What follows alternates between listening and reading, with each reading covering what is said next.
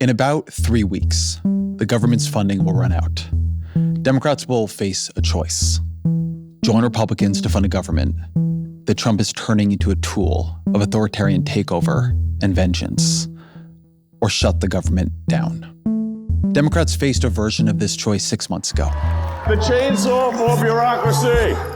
We were in the full muzzle velocity stage of the presidency. More mass firings in the U.S. government. Froze federal funding on projects across the country. He is taking retribution. The law firms have to behave themselves. Sweeping tariffs. But why Canada?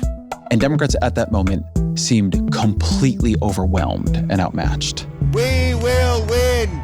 We will win.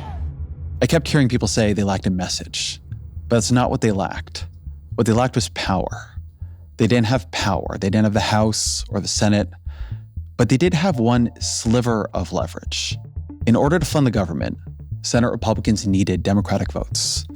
Not just 1 or 2 votes. They needed at least 7 Democrats to reach that magic 60-vote threshold in the Senate. All eyes are on Democrats and what they'll do. Shut it down. House Democrats wanted a shutdown. But now I can report that the Senate Democratic leader himself, Chuck Schumer, has told Democrats that he plans to vote yes. And he encouraged a crucial number of his colleagues to do the same. The bill passed. I appreciate Senator Schumer, and I think he did the right thing. To many Democrats, this seemed completely insane. I think it is a huge slap in the face, and I think that there's a wide sense of betrayal. This was Democrats' first real opportunity to fight back against Donald Trump, and what had they done? They'd folded immediately. What were they good for? I'm afraid that it may be time for the Senate Democrats to pick new leadership as we move forward.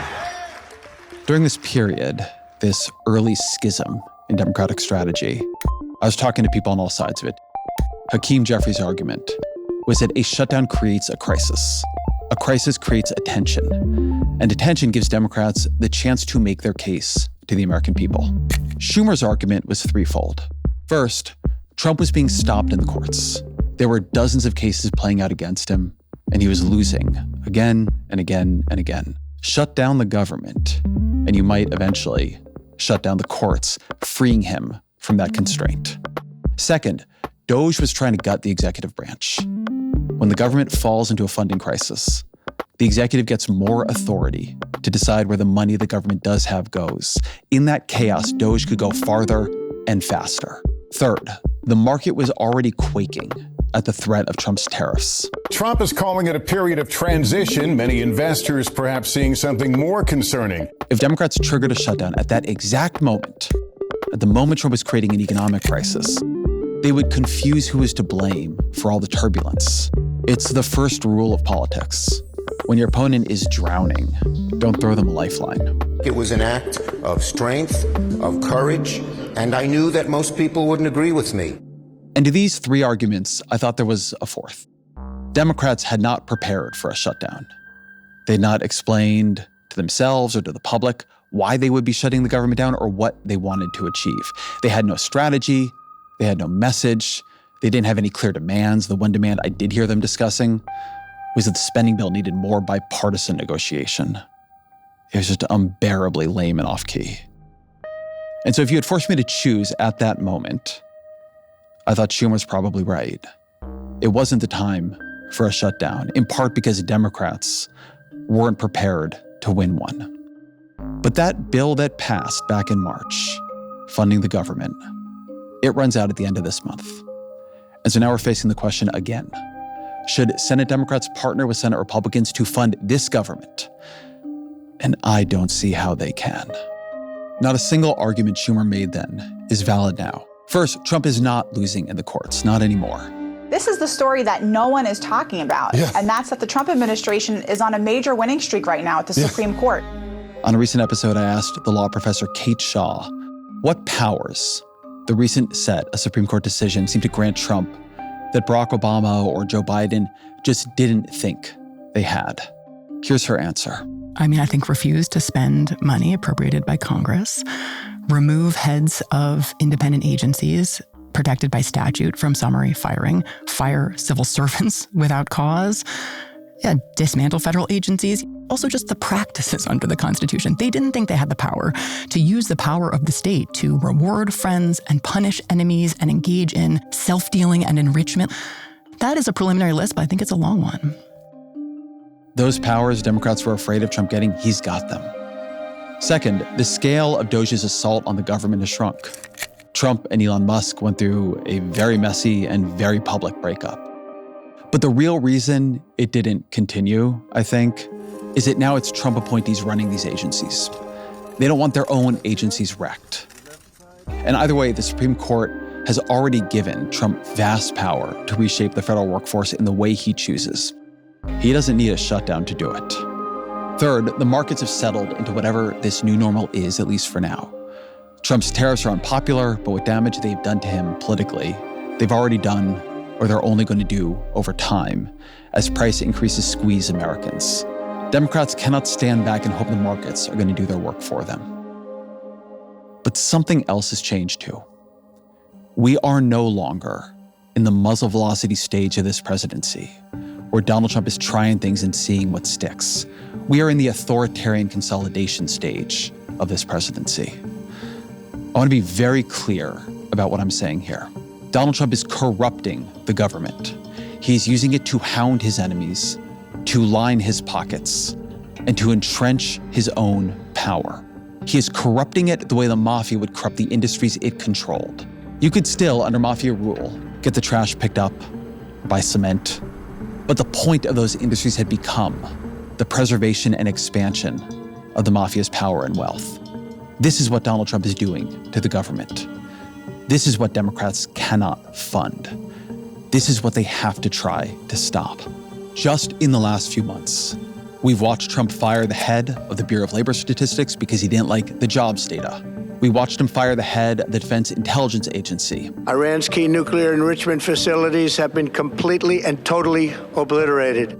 After the agency suggested that the administration's strike on Iran only set their nuclear program back by a couple of months. We watched Trump muse about firing Jerome Powell because he wanted interest rates lower. Powell, of course, being the chair of the Federal Reserve. And now we're watching him try to fire Lisa Cook, a Federal Reserve governor, for alleged mortgage fraud. We've watched Trump sick his government on Senator Adam Schiff and Attorney General Tish James of New York. Again, allegations of mortgage fraud. I'm going to note that this is not coming after the Trump administration conducted an exhaustive review of the mortgage documents of every person serving in the executive branch right now. This is just what authoritarian governments do. They have a lot of information, they look hard enough, and everyone has either done something wrong, or even if they haven't, you can cause them a lot of trouble by just saying they have. We've watched Trump suggest the FCC should pull the broadcast licenses for NBC and ABC. Because they are so biased and untruthful, an actual threat to our democracy. We watched the Trump administration force the resignation of a series of Republican prosecutors because they would not drop their case against New York Mayor Eric Adams. Game over, Eric. And the Trump administration seemed to have decided it'd be more convenient to have Adams in their pocket than defending himself in court. The Trump administration is weighing potential job offers for Mayor Adams. John Bolton became a critic of Trump's after serving in his first administration.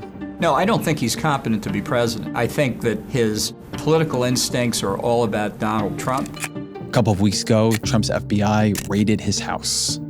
Chris Christie, the former New Jersey governor, criticized Trump on TV.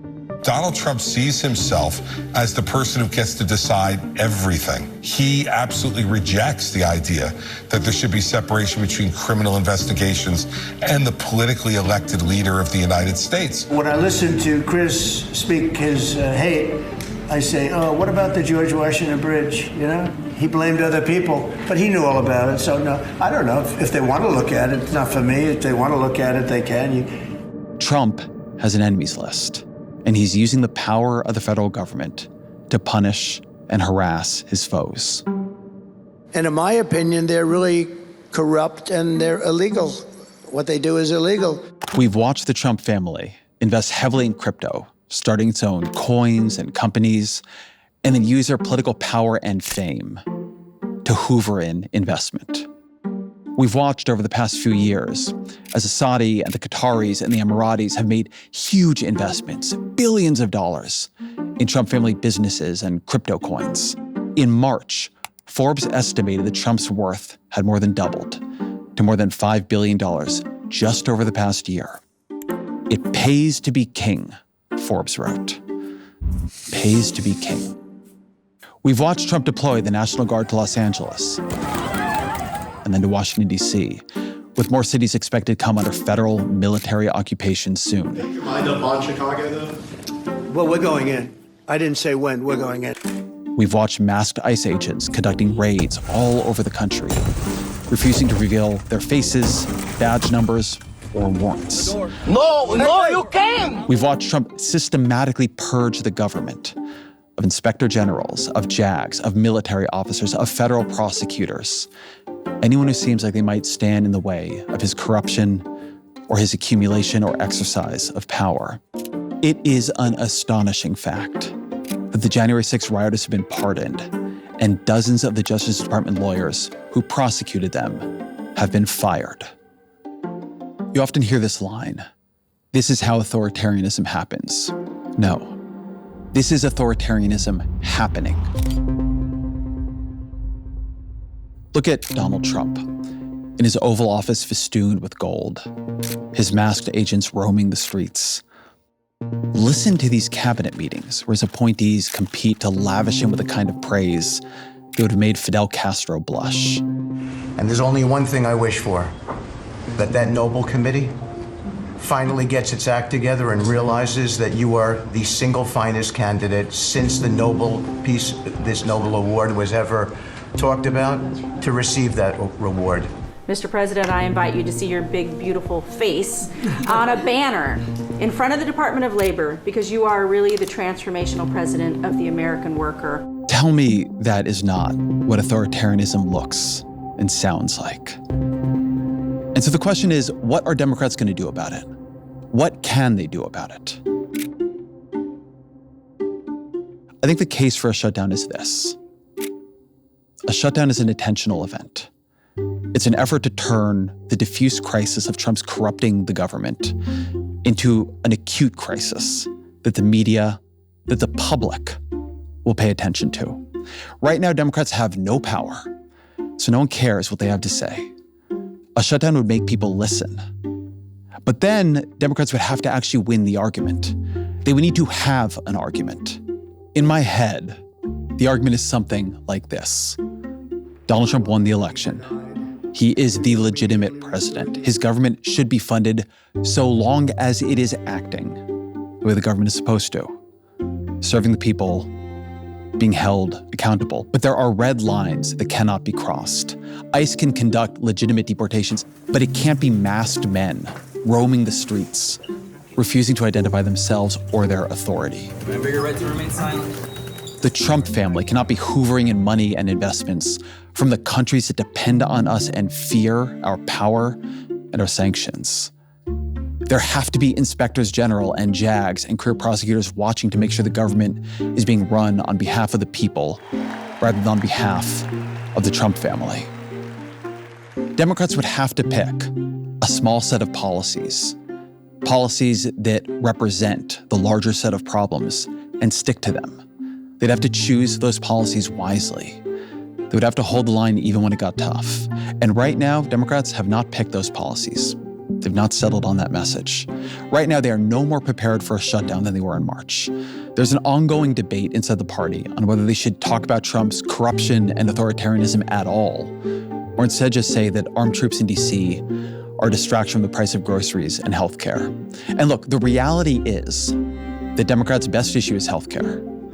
Trump has looted Medicaid to pay for tax cuts for him and his friends, and Democrats should never let the voters forget it. But I don't think it's impossible to turn these two realities into one story. Corruption is why you pay a fortune for prescriptions.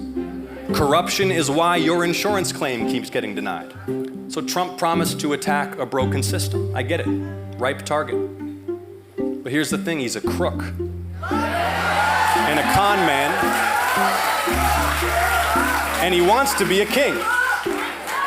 Yes, the system really is rigged, but Trump's not unrigging it, he's re-rigging it for himself. I think that argument works. But I am, to be clear, on the side of this debate that says Democrats cannot pretend this is a normal Republican administration and a normal political moment. They cannot ignore masked men in the streets, armed troops in the cities, billions of dollars of money going in the Trump family's pockets, an administration that spins off multiple scandals in a week that would have consumed other presidencies for years. If Democrats cannot make an issue out of all that, then they're screwed, and so are we. And you know what? We might be. Even if Democrats could agree on a message, do they have the messengers? Have Hakeem Jeffries and Chuck Schumer distinguished themselves this year as able to win an argument? Are they going to hold the line as national parks close down, as federal employees are furloughed, if checks stop going out the door, if flights are delayed because air traffic controllers aren't getting paid? I don't know that they will. We all want to pursue a bipartisan, bicameral appropriations process. It is absolutely the case Democrats could lose a shutdown. But whatever they're doing right now, it's not called winning. According to Gallup, the Democratic Party is polling at 34%, lower than Donald Trump, lower than the Republican Party. The lowest level in the decades that Gallup has been asking the question.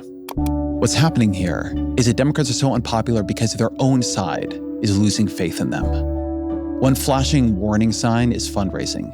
Democrats are just failing to raise money. The Democratic National Committee under Ken Martin has just been a disaster. At the end of June, the DNC had $15 million on hand, as compared with the RNC's $80 million. And it's just been consumed with infighting. That matters. Enthusiasm matters. The trust of your base matters. Democrats don't just need people to want them to win. They need people willing to help them win, make them win. The political scientist Russell Hardin made an argument I've been thinking about a lot. Power is a coordination problem. Everyone in society, every person, every institution is a node of coordination. The secret of society is people do what others do. And so if you look at Democrats in Congress right now, the signal they're sending is to not take any risks.